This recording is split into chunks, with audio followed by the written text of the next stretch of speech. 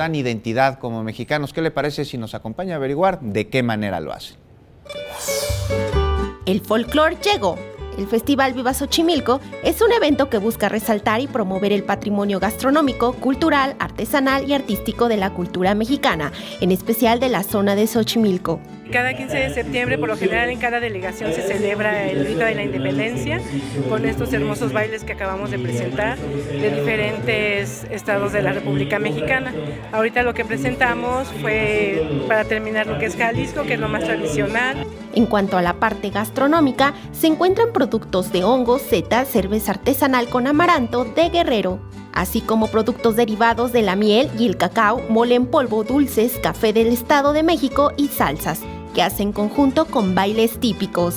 Este lugar es muy precioso en nuestras costumbres y aquí todo lo que te enseñan es lo máximo, ya que te enseñan todas nuestras culturas. Y para hacer un poquito de hambre y aprender, existen los talleres con instrumentos prehispánicos como Doña Elena, que a través del taller del uso del metate le enseña a su nieta cómo hacer las tortillas al estilo México. Estoy enseñando a hacer tortillas y le voy a enseñar a cocinar la cocina prehispánica.